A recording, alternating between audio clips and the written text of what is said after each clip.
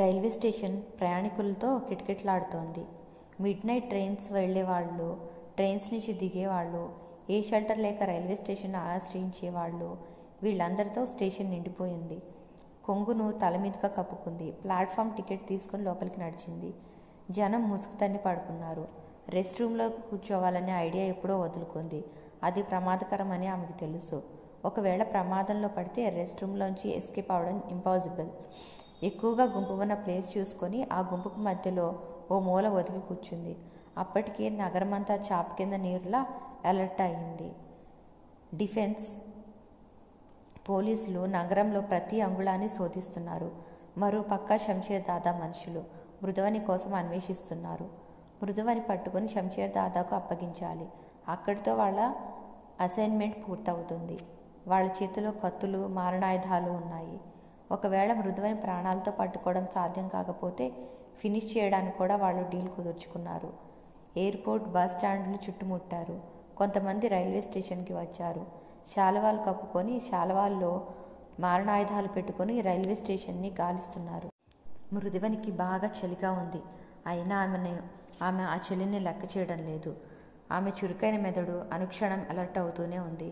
తనేమాత్రం అలక్ష్యం చేసినా జరిగే ప్రమాదం తెలుసు. ఆమె కళ్ళు పరిసరాలను నిశ్చితంగా గమనిస్తున్నాయి. దగ్గరికి మునగు తీసుకుని కూర్చుంది. ఎక్కడికి వెళ్ళాలమ్మా? ఓ ముసలావిడ మాట కలిపింది. విశాఖపట్నం చెప్పింది వెంటనే ఏం చెప్పాలో తోచక. ఇప్పుడు వైజాగ్ ట్రైన్స్ ఏమున్నాయి? సాయంత్రం గోదావరి ఉండేది. హైదరాబాదు కొత్త అడిగింది ఆవిడ పరిశీలనగా మృదువని వంక చూస్తూ. అవును, ఓ ఇంటర్వ్యూ కోసం వచ్చాను. ట్రైన్ మిస్ అయింది. ఓ అలాగా పాపం. అవునులే అమ్మాయి, పాపం తెలిసిన వాళ్ళు ఎవరూ లేరా? రాత్రిళ్ళు హోటల్లో ఉంటే మంచిగా ఉండే రోజులు కావాయే. ఆవిడ ఓ నిట్టూర్పు విడిచింది. ఆవిడ నుంచి తప్పించుకోవడానికి ఆవలింతలు నటిస్తూ కళ్ళు మూసుకుంది. 5 నిమిషాలు గడిచాయి. ఆ ముసలావిడ నిద్రలోకి జారుకుంది. రాత్రి 12 దాటింది. ఏదో ట్రైన్ వస్తున్న అనౌన్స్మెంట్. అప్పుడే బోట్ల శబ్దం వినిపించింది. మెల్లిగా కళ్ళు తెరిచింది. దూరంగా బోట్ల శబ్దం. ఆమె ఒక్క క్షణం ఉలికిపాటు. Black shoe, black pant. మెల్లిగా కళ్ళని పైకెత్తింది. శాలువాలు కప్పుకొని 4 దృఢకాయలు తన వైపే వస్తున్నారు. ఆ శాలువాల మాటున మారణాయుధాలుంటాయన్న విషయం తెలుసు తనకి. మృదువని గుండె కొట్టుకోవడం ఓ క్షణం ఆగిపోయింది. వాళ్ళు తన వైపే వస్తున్నారు. తనని వాళ్ళు కామ్గా ఫినిష్ చేసినా ఆశ్చర్యం లేదు. వాళ్ళు ఎలా తనని ట్రాప్ చేస్తారో డిఫెన్స్లో పనిచేసిన ఆమెకు తెలియంది కాదు. ముందుగా స్టేషన్లో అలజడి సృష్టిస్తారు. ఎవరో బాంబు పెట్టారంటారు, లేదా వాళ్ళలో వాళ్ళు గొడవ పడతారు. ఏదో విధంగా అంత హడావుడి సృష్టిస్తారు. తర్వాత ఆ సందట్లో తనని లాక్కెళ్తారు, లేదా ఫినిష్ చేసేస్తారు. ఎంత వేగంగా వచ్చారో అంతే వేగంగా వెళ్ళిపోగలరు. అడుగుల శబ్దం దగ్గర అవుతోంది. మృదువని మెల్లగా లేచింది. ప్రయాణికులంతా నిద్రలో జోగుతున్నారు. రాత్రి ట్రైన్లో వెళ్లాల్సిన ప్రయాణికులు మాత్రం మెలకువగా ఉన్నారు. తన ప్రతి కదలిక ఎదురుగా ఉన్న శంషేర్ దాదా మనుషులకు తెలిసిపోతోంది. ప్లాట్ఫామ్కు అటు నుంచి ముంచుకొస్తూ కనిపించింది. అటువైపు నుంచి డిఫెన్స్ వాళ్ళు వస్తున్నారు. ఓవైపు శంషేర్ దాదా మనుషులు, మరోవైపు డిఫెన్స్. ఆమె బుర్ర వేగం, అది షార్ప్గా పనిచేస్తోంది. శంషేర్ దాదా మనుషులు ప్లే చేసే ట్రిక్ తను ప్లే చేస్తే అది రిస్కే, అయినా తప్పదు. అంతకన్నా తనకు మరో మార్గం లేదు. వెంటనే తన ఆలోచనను అమల్లో పెట్టింది. ఒక్కసారి పక్క వాళ్ళని లేపి అరిచింది. ఎవరో దొంగ ఎవరిదో సూట్ కేసు తీసుకుని పారిపోతున్నాడు అంటూ అరిచేసింది. ఎవరికి వాళ్ళు ఆ అరుపు విని ఉలిక్కిపడి లేచారు. ఎవరి సూట్ కేసులు వాళ్ళు భద్రంగా ఉన్నాయో లేదో చెక్ చేసుకున్నారు. మృదువని చూపించిన వైపు పరుగు పెట్టారు. జనం అంతా పరుగులు పెట్టారు. ఈ హడావుడి చూసి శంషేర్ దాదా మనుషులు కన్ఫ్యూజ్ అయ్యారు. కామ్గా ఉన్న టైంలో వాళ్ళ పని పూర్తి చేసుకోవచ్చని అనుకున్నారు. మరి కొద్దిసేపట్లో ట్రైన్ వస్తోంది. ఈ హడావుడిలో తమ పని పూర్తి కావడం దాదాపు అసాధ్యమే. ట్రైన్ ప్లాట్ఫామ్ పైకి వచ్చేసింది. ఇంకోవైపు దొంగ దొంగ అన్న మృదువని అరుపులు. ఈ హడావుడిలో చల్లగా జారుకుంది మృదువని. ప్లాట్ఫామ్ మీదకి వచ్చిన రైలు ఎక్కి అటువైపు నుంచి దిగిపోయింది. అర్ధరాత్రి 2 గంటలు. ఓ పాత బోగీలో ఓ మూలకు ఒదిగి కూర్చుంది మృదువని. అప్పటికి ఆ బోగీలో ఆమె కూర్చొని గంటకు పైగా అయింది. ఎప్పుడైతే శంషేర్ దాదా మనుషులు, డిఫెన్స్ వాళ్ళు తను ఉన్న స్టేషన్లోకి వచ్చారో అప్పుడే చిన్న ట్రిక్ ప్లే చేసి ఆ హడావుడిలో ఈ పాత బోగిలోకి వచ్చేసింది. క్లోజ్ చేసిన రైల్వే ట్రాక్ చివర ఉన్న పాత భోగి అది. భయంగా ఆ భోగిలోకి గడిపింది ఆ రాత్రంతా. ఈ రాత్రి తెల్లవారుతుందా? ఆమె టెన్షన్ క్షణక్షణానికి పెద్దదవుతూ ఉంది. ఫిబ్రవరి 14. బద్ధకంగా కళ్ళు విప్పి బయటకు చూసింది మృదువని. సూర్యకిరణాలు భోగిలోకి దోసుకొచ్చేస్తున్నాయి. తల బయటకు పెట్టి చూసింది. ఎవరూ తనని గమనించడం లేదని నిర్ధారించుకొని మెల్లిగా దిగింది. ఆమె కళ్ళు నిశ్చితంగా పరిసరాలను గమనిస్తూనే ఉన్నాయి. ట్యాప్ దగ్గరికి వెళ్ళి చన్నీళ్లతో మొహం కడుక్కుంది. ప్రాణం లేచి వచ్చినట్టు అనిపించింది. చీర మొత్తం దుమ్ము కొట్టుకుపోయింది. జాకెట్ మొత్తం దుమ్ముగా అయింది. స్టేషన్ బయటకు వచ్చింది. ఎదురుగా చీరల షాప్ కనిపించింది. ఓ కాటన్ శారీ, రెడీమేడ్ బ్లౌజు తీసుకుంది. మళ్ళా స్టేషన్లోకి వచ్చింది. ప్లాట్ఫామ్ టికెట్ తీసుకుంది. రెస్ట్ రూమ్లోకి వెళ్ళింది. అక్కడ బాత్రూంలోకి వెళ్ళి 15 నిమిషాల్లో ఫ్రెష్ అప్ అయి బయటకు వచ్చింది. జేమ్స్కి ఫోన్ చేస్తే శరణ్య గురించి వివరాలు తెలుస్తాయి. పాపం తన కోసం శరణ్య ఏం కష్టాలు పడుతుందో ఏమో. ఆ ఆలోచన రావడంతో బయటకు నడిచింది మృదువని. టెలిఫోన్ బూత్ దగ్గరకు నడిచింది. సరిగ్గా అప్పుడు పడింది ఆమె దృష్టి. అక్కడ శంషేర్ దాదా మనుషులున్నారు.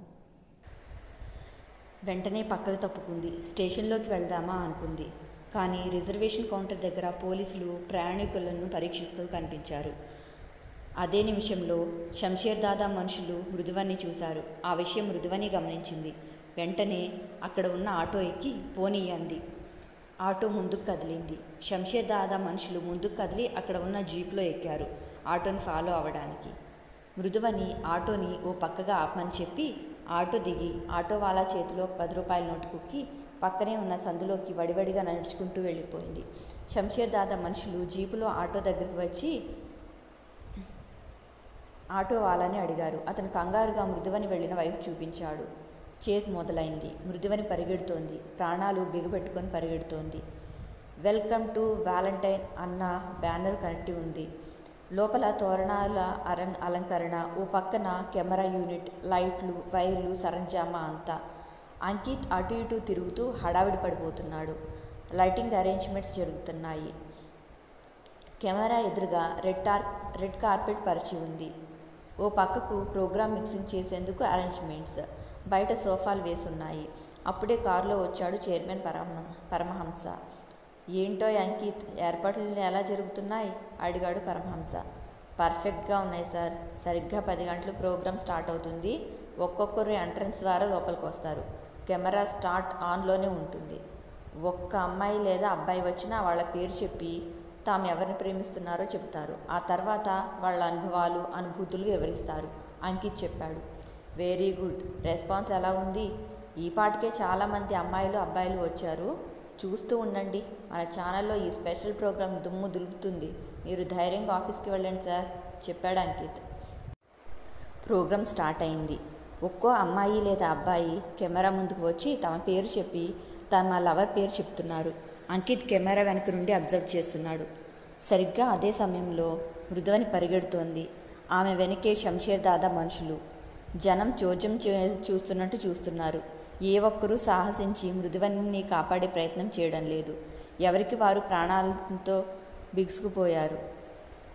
కొందరైతే ఏదో సినిమా అయి ఉంటుంది, డైరెక్టర్ ఉంటాడు అన్న ఆలోచన కూడా వాళ్ళకి వచ్చింది. జనంలో చైతన్యం పూర్తిగా అడుగంటిపోలేదనడానికి ఓ చిన్న కదలిక కారణంగా కనిపించింది. కొంతమంది ధైర్యం చేశారు. ఆ ఆగంతుకులను నిలువరించే ప్రయత్నం చేశారు. శంషేర్ దాదా మనుషులు సెల్ ద్వారా విషయం వివరించారు. పోలీసులు రంగప్రవేశం చేశారు. దాంతో జనం వెనక్కి తగ్గారు. మృదువని పరిగెడుతూనే ఆలోచిస్తోంది. తనకిప్పుడు మరో మార్గం లేదు. ఓన్లీ వన్ వే, దొరికిపోవడం. ఎవరికి దొరికిపోవాలి? శంషేర్ దాదా మనుషులకు తను దొరికిన మరుక్షణమే తనని చంపేస్తారు. పోలీసులు, డిఫెన్స్ వాళ్ళలో ఎవరైనా తనని తిరిగి డిఫెన్స్ చీఫ్కు అప్పగిస్తారు. తనను టార్చర్ చేసి తన గుండెల్లో పదిలంగా దాచుకున్న రహస్యాన్ని కక్కిస్తారు. ఎలా, ఏం చేయాలి? ఆలోచనల కందిరీగల తుట్ట ఆమెను చుట్టుముట్టింది. అప్పుడే ఎదురుగా ఉన్న సినిమా స్టూడియో మీద పడింది. వెల్కమ్ టు వ్యాలంటైన్స్ డే అన్న బ్యానర్. కింద వీటీవీ ఛానల్ అన్న అక్షరాలు కనిపించాయి. వెనుక నుంచి శంషేర్ దాదా మనుషులు తరుముతున్నారు. మరోవైపు ఏ క్షణంలో అయినా డిఫెన్స్ పోలీసులు రావచ్చు. సెకండ్ థాట్ లేకుండా సినిమా స్టూడియో ఎంట్రన్స్లోకి పరిగెట్టింది. ఎంట్రన్స్ దగ్గర ఓ అమ్మాయి నిలబడి ఉంది. ఆ అమ్మాయి చేతిలో గులాబీ పువ్వు ఉంది. మృదువని రాగానే welcome madam, shooting right side జరుగుతుంది చెప్పి ఓ గులాబీ పువ్వు మృదువని చేతిలో పెడుతూ. దూరంగా పోలీస్ వెహికల్స్ వస్తున్న శబ్దం. మృదువని మరో ఆలోచన లేకుండా రైట్ సైడ్ పరిగెత్తింది. ఓ అమ్మాయి కెమెరా ముందుకు వచ్చింది. మీ పేరు అడిగాడు కెమెరా వెనక నుంచి రాహుల్. స్మిత అంది ఆ అమ్మాయి. ఆ అమ్మాయి తల వెనక్కి తిప్పి చూసింది. ఓ అబ్బాయి కెమెరా ముందుకు వచ్చి స్మిత భుజం చుట్టూ చేయి వేసి hi, I am Vineel, lover of Smita అన్నాడు. వెల్, మీ స్వీట్ మెమరీస్ చెప్పండి. వాళ్ళిద్దరిలో ఆ అమ్మాయి కొద్దిగా సిగ్గుపడ్డా ఆ అబ్బాయి చెప్పుకుపోతున్నాడు. ఫస్ట్ టైం ఓ బైక్ యాక్సిడెంట్లో కలుసుకున్నాం, తర్వాత యాక్సిడెంటల్ లవ్ అన్నమాట. Very good. మీ పెళ్ళెప్పుడు? నెక్స్ట్ అరిచాడు రాహుల్. మరో అబ్బాయి వచ్చాడు. అతను ఒంటరిగా వచ్చాడు. తన గర్ల్ ఫ్రెండ్ పేరు చెప్పాడు. తను ఇప్పుడు ఢిల్లీలో ఉందని ఆ అమ్మాయి ఫోటో పర్సులో నుంచి తీసి చూపించాడు. ఆ ఫోటోను క్లోజప్లో షూట్ చేశారు. ఇలా వరుసగా అమ్మాయిలు అబ్బాయిలు కెమెరా ముందుకు వస్తూ తాము ప్రేమించిన వాళ్ళ పేర్లు చెప్తూ ఉన్నారు. కొందరు ఒంటరిగా వచ్చారు, మరికొందరు జంటలుగా వచ్చారు. అంకిత్ ఈ ప్రోగ్రాం చాలా అద్భుతంగా అనిపించింది. రకరకాల మనుషులు. ఈరోజు కెమెరా ముందు ఇలా ధైర్యంగా ఒప్పుకున్నా ఈ ప్రేమికుల్లో ఎంతమంది వచ్చే సంవత్సరం వరకు ప్రేమికులుగా ఉంటారు, ఎంతమంది దంపతులు అవుతారు, ఎంతమంది సిన్సియర్గా ఈ ప్రేమను కంటిన్యూ చేస్తారు. ఈ ప్రోగ్రాంకి ఇంతటి రెస్పాన్స్ ఉంటుందని ఊహించలేదు అంకిత్. పెళ్లి సంబంధం కుదిరి త్వరలో పెళ్లి చేసుకుపోయే జంటలు కూడా వచ్చారు. హాలులో నిలబడి టెన్స్ ఫీల్ అవుతోంది మృదువని. ఏం చేయాలి? ఇక్కడి నుంచి తప్పించుకొని బయటపడాలి. తను రాత్రి పొరపాటు చేసింది. ఏదో ఒక ట్రైన్లో ఎస్కేప్ అయ్యి ఆ తర్వాత ఢిల్లీలో వెళితే బాగుండేది. శరణ్య గురించి వివరాలు తెలిసేవి. తనకి టెన్షను ఉండేది కాదు. ఇలా ఆలోచిస్తూ ఉంది. తను పారిపోవాలి. వెంటనే స్టూడియోలో నుంచి బయటికి వెళ్ళబోయింది. అప్పుడు గమనించింది గేటు దగ్గర పోలీస్ జీపు ఆగి ఉంది. అందులో నుంచి పోలీసులు దిగి ఎంట్రన్స్ దగ్గర నిలబడ్డ అమ్మాయితో ఏదో మాట్లాడుతున్నారు. వాళ్ళు లోపలికి వస్తారా? సరిగ్గా అప్పుడే నెక్స్ట్ అన్న కేక వినపడింది. ఈలోగా శంషేర్ దాదా మనుషులు లోపలికి వస్తూ కనిపించారు. వెంటనే మృదువని లోపలికి పరిగెత్తింది. అక్కడ అమ్మాయి షూటింగ్ రూమ్లోకి వెళ్ళబోతోంది. ఆమెను ఢీకొట్టి ఆమెను దాటుకుంటూ షూటింగ్ రూమ్లోకి పరిగెత్తింది. ఏంటో ఈ దూకుడు, క్యూ పాటించరు కదా. ఆ అమ్మాయి గొణుక్కుంది. మృదువని లోపలికి పరిగెత్తింది. కెమెరా రన్లోనే ఉంది.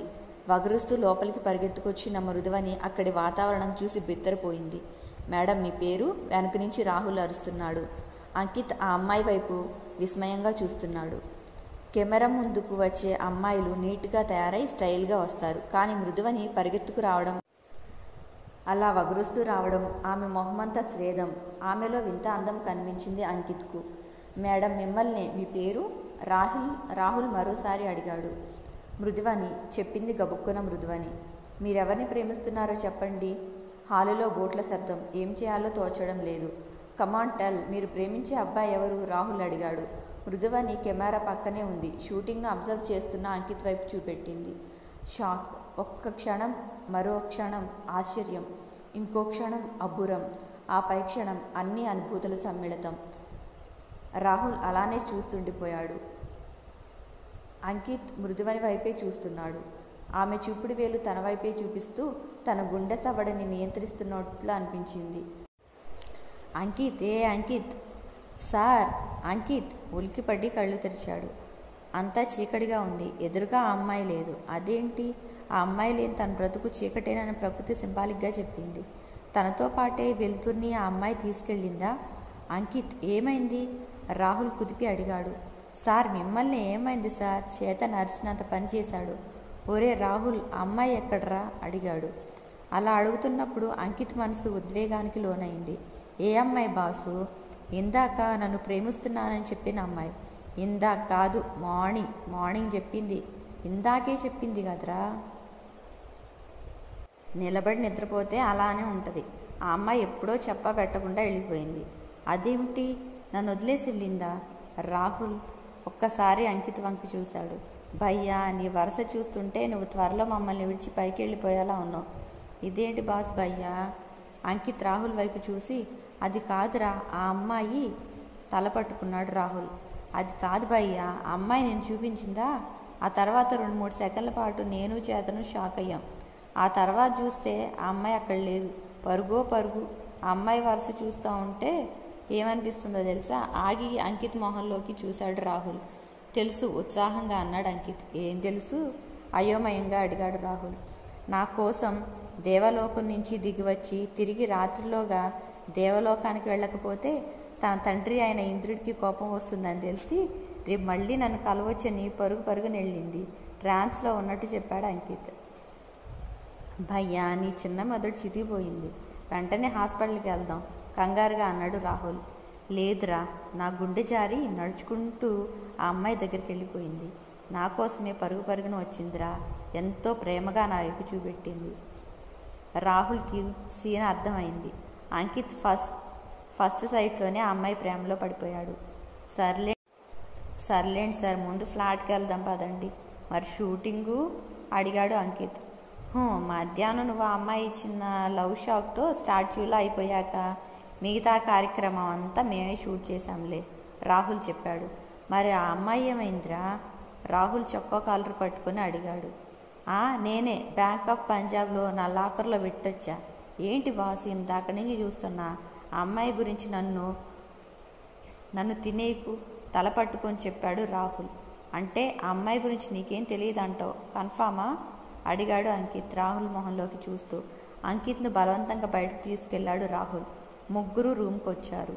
రాహుల్, చేతన్ స్పీడ్గా అన్నం తింటున్నారు. అంకిత్ మాత్రం అన్నం కెలుగుతూనే ఉన్నాడు. భయ్యా, అన్నాన్ని కోళ్ళు కెలిగినట్టు కెలకు తిను చెప్పి మళ్ళీ తన తిండి ధ్యానంలో పడిపోయాడు. వాళ్ళిద్దరూ అన్నం తిని చేతులు కడిగేసుకున్నారు. అంకిత్ మాత్రం అన్నం కెలుగుతూనే ఉన్నాడు. సార్, వాళ్ళు మీకేమైంది? అడిగాడు చేతన్. ఎంటర్ ది డ్రాగన్ అయింది కోపంగా అని రాహుల్ అన్నాన్ని బాగా కలిపి ముద్దలా చేసి అంకిత్ నోట్లో కుక్కాడు. మింగు భయ్యా, గొంతుక్కున మింగాడు అంకిత్. మరో ముద్ద నోట్లో పెట్టాడు. ఇది కూడా మింగు భయ్యా. నా జీవితం అంతా ఇలా చిన్నపిల్లాడికి తినిపించినట్టు ముద్దలు కలిపి తినిపించాల్సి వస్తుంది. పోనీలే, రేపు పెళ్ళాక నా కొడుక్కి తినిపించడానికి ప్రాక్టీస్గా ఉంటుంది తనలో తను అనుకున్నాడు. అంకిత్ మాత్రం కామ్గా రాహుల్ అన్నం కలిపి నోట్లో పెడుతుంటే మింగుతూ ఉండిపోయాడు. నముల్ భయ్యా, నమిల్ మింగు తల అడ్డంగా ఊపి అన్నాడు అంకిత్. నా మృదువని లేకుండా నమ్మలేను రాహుల్. నమ్మలేవా? పోనో పని చేస్తావా? నా మృదువని కోసం నేనేమైనా చేస్తాను. అయితే వెళ్ళి ఆ చేతన్ గాడిని ఓ 4 పీకులు పీకు నీ మృదువని కోసం. అంకిత్ కామ్గా లేచాడు. చేతన్ భయంగా చూశాడు. అనంత పని చేశాడు అంకిత్. చేతన్ని పట్టుకుని 4 పీకులు పీకాడు. ఈసారి కిసుక్కున్న నవ్వాడు రాహుల్. బాసు, ఈ లెక్కను నీకు సజెషన్స్ ఇచ్చి బ్యాంక్ రాబరీ కూడా చేయించుకోవచ్చు అన్నమాట అని నవ్వాడు రాహుల్. అప్పుడు మరోసారి రియాక్ట్ అయ్యాడు అంకిత్. ఈసారి రాహుల్ని ఓ 4 పీకులు పీకాడు. భయ్యా, కుయ్యో, భయ్యో, బాసు అంటూ 4 అరుపులు. అర్ధరాత్రి 12 అయింది. చేతన్ ఎప్పుడో నిద్రలోకి జారుకున్నాడు. రాహుల్కు సడన్గా మెలకు వచ్చింది. కళ్ళు తెరిచి చూస్తే అంకిత్ ఇంకా నిద్రపోకుండా తాము ఉదయం షూట్ చేసిన క్యాసెట్ చూస్తున్నాడు. భయ్యా, భయంగా దగ్గరికి వెళ్ళి పిలిచాడు. చెప్పరా Rahul, are you all right? మళ్ళీ పిచ్చడు కొట్టవు కదా దూరంగా నిలబడే అడిగాడు. కొట్టను కానీ రా, ఇలా వచ్చి కూర్చో. రాహుల్, నా మృదువని నన్ను వెతుక్కుంటూ మళ్ళీ వస్తుందంటావా? బాసు, నువ్వు చాలా సీరియస్గా ఉన్నట్టున్నావు. ఐ లవ్ మృదువన్ రా. అప్పుడేనా? అవునరా, లవ్ ఎట్ ఫస్ట్ సైట్ అంటే ఏమిటో ఇప్పుడు అర్థమవుతుంది. ఆ అమ్మాయితో నాకు ఎన్నో జన్మల ఎఫెక్షన్ ఉన్నట్టు అనిపిస్తుంది. ఒక్కసారికి అలాంటి ఫీలింగ్ కలిగిందా భయ్యా? అవునరా, నా కోసమే స్వర్గం నుంచి దిగి వచ్చిందిరా. ఇంకా నయం, ఏ అంతరిక్షం నుంచి ఓ పారాషూట్లో దిగబడింది అనలేదు. మనసులో అనుకొని పైకి మాత్రం అది సరే భయ్యా, ఇంతకీ అమ్మాయి అలా ఎందుకు అందంటావు? అదే తెలియదురా, బట్ ఆ అమ్మాయి ఒక్కసారి నా వైపు చూపించి నేనే తన బాయ్ ఫ్రెండ్ అని చెప్పిందంటే she likes me very much, she loves me so much, this is 3 much అని కసిగా అనుకొని ఏమనిపించడమో భయ్యా, నాకు మాత్రం ఆ అమ్మాయి ప్రాక్టికల్ జోక్ వేసిందేమో అనిపిస్తుంది అన్నాడు రాహుల్. ప్రాక్టికల్ జోక్ వేయాల్సిన అవసరం ఆ అమ్మాయికి ఏంటి? ఒరే రాహుల్, ఈ క్యాసెట్లో నుంచి ఈ అమ్మాయి వచ్చిన భాగం మొత్తం తీసి సెపరేట్ చేద్దాం. అది నా పర్సనల్ క్యాసెట్లోకి షిఫ్ట్ చేద్దాం. రేపు చైర్మన్ గారికి ఇచ్చే క్యాసెట్లో ఇది ఉండకూడదు. ఇట్స్ మై పర్సనల్ అన్నాడు అంకిత్. నీ ఇష్టం బాసు. ముందు పడుకో. నేను పడుకోనురా, నా మృదువనితో మాట్లాడాలి. నువ్వు వెళ్ళి పడుకో. ఓ నిట్టూర్పు విడిచి వెళ్ళి పడుకున్నాడు రాహుల్. బాసు భయ్యా, తెల్లారింది. కోడి మా సిస్టర్ కుక్కర్కో అని 2 గంటలు దాటింది. అంకిత్ని తట్టి లేపాడు రాహుల్. ఏ తెల్లవారుజాముకో నిద్రలోకి జారుకున్నాడు అంకిత్. చేతన్ ఫ్రెష్ అప్ అయ్యి ఓ కాఫీ కప్పుతో వచ్చి అంకిత్కి ఇచ్చి, తీసుకోండి సార్ బెడ్ కాఫీ. రాత్రి నన్ను 4 పీకులు పీకారు గుర్తుందా? ఆయన కృతజ్ఞత సార్. శవాలకు ఫోటో తీసే నన్ను కెమెరామ్యాన్ చేశారు కదా, కృతజ్ఞత అంటూ అంకిత్ ఎదురుగా కూర్చున్నాడు. సారీ చేతన్. రాహుల్, నీకు కూడా సారీరా. నిన్న ఎమోషనల్లో టెంప్ట్ అయ్యి అలా బిహేవ్ చేశా అన్నాడు అంకిత్. అమ్మయ్య, నీ ఎమోషన్, దాని కజిన్ టెంప్టేషన్ ఇవాళ కూడా కంటిన్యూ అవుతుందనుకొని హడలు జచ్చాను. గాడ్ ఈజ్ గ్రేట్ అన్నాడు. స్టూడియోకి వెళ్దామా అన్నాడు చేతన్. తల అడ్డంగా ఊపి చెప్పాడు, నేను రాను. ఆ పనేదో నువ్వు చూసుకో.